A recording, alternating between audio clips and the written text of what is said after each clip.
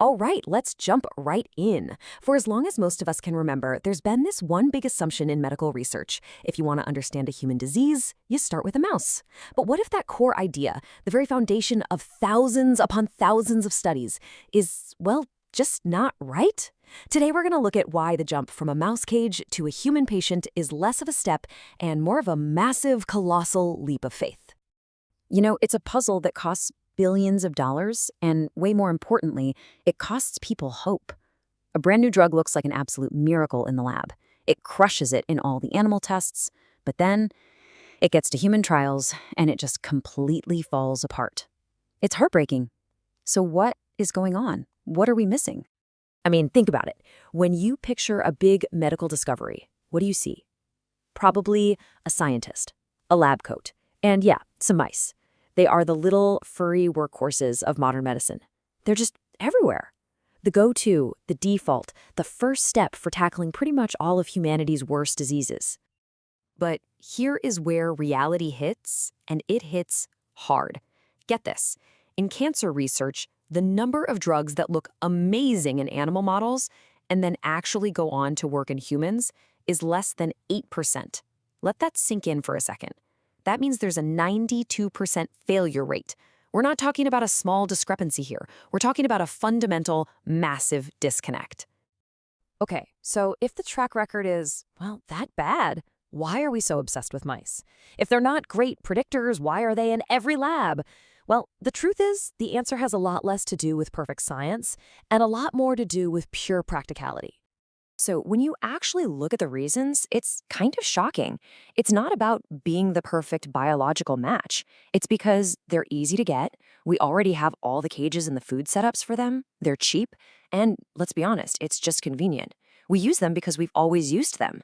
It's a system built on logistics, not necessarily on superior science. And this quote right here, it just nails the problem, all wasted if the choice of animals is incorrect. You can have the most brilliant scientists on the planet with the fanciest labs and unlimited funding, but if you start the whole process on the wrong animal model, all of that genius, all that time and money, it's just wasted. It's a flaw in the first step that dooms the entire journey. So just how different are we? You don't have to look at some super obscure gene to see it. Let's just take a look at something we all understand, the heart. Okay, the differences here are just staggering. Look at heart rate. A resting human is about 80 beats per minute. A mouse, 600. Their whole coronary anatomy, the plumbing of the heart, is built differently. But this last one, this might be the real kicker. Ion channels. These are the tiny little proteins that control the heart's electrical rhythm. So many of the key ones that we have in our hearts are either totally different or just plain missing in a mouse. So if you design a drug to target one of those channels, how could it ever work in us? And this is the point we really have to get. A mouse isn't just a tiny human. It's running on a completely different biological operating system. Trying to study human heart attacks in a mouse is kind of like trying to run an iPhone app on an old Nokia brick phone. The basic hardware is just not compatible. Sometimes these differences don't just lead to a drug that doesn't work. Sometimes they lead to absolute catastrophe. And for this next story, we're not even talking about a mouse. We're talking about a monkey, an animal that's supposed to be way, way closer to us. So here's the timeline of what happened with a drug called TGN-1412. In the lab, it was tested on monkeys, and everything looked great. It was deemed perfectly safe. So it moved on to a human trial with 6 healthy volunteers. And then, disaster.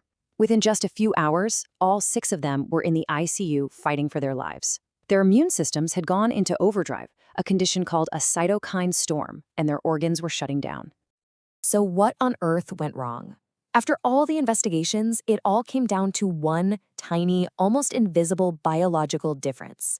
The drug was built to hit a specific target on our immune cells. Turns out, on one very specific type of cell, monkeys just don't have that target. But humans do. So when the drug was given to the volunteers, it hit a button that simply didn't exist in the monkeys, and it unleashed total chaos. It's a terrifying reminder that even our closest relatives can have critical life-or-death differences. Okay, so the physical hardware is different, we get that. But what about the underlying software? What about our actual genetic code and how it responds to things? Well, a really important study looked at exactly that in the context of sepsis and severe trauma. So for decades, researchers had this problem totally figured out.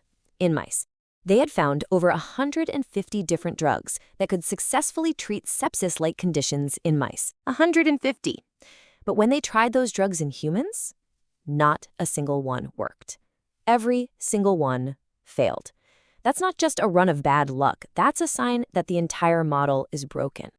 So what researchers did was compare which genes get switched on and off in humans and in mice when they experience major trauma. And the results were just unbelievable. It wasn't just that the patterns were a bit different. In many, many cases, the genetic response was the literal opposite. A gene that would be screaming, "Emergency, turn on," in a human would be completely silent in a mouse. And this right here is the whole story. The mouse response to trauma wasn't just a slightly different accent of the human response. It was a completely different language. Of course, the cures they were finding didn't translate. They were trying to use a French dictionary to read a book written in Japanese. It was never going to work. So what do? Do we just throw out all animal research? No, not at all. The answer is we have to get much, much smarter.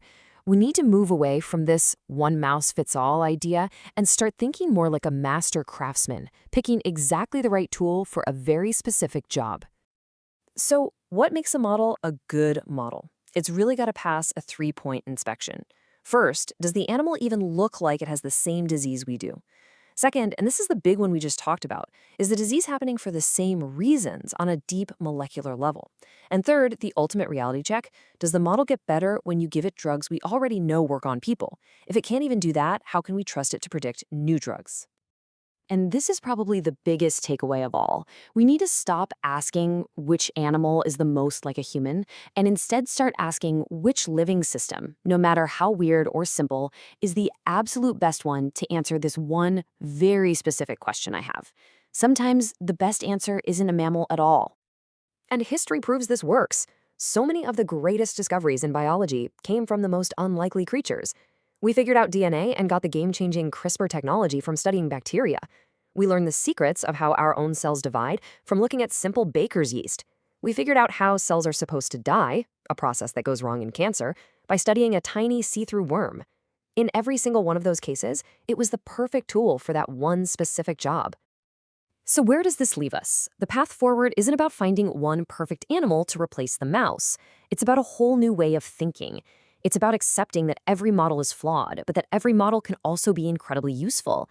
The future of medicine really depends on us using a whole toolbox of different organisms, asking way smarter questions, and picking the absolute best tool for the job to unlock the secrets that are still hiding inside our own bodies.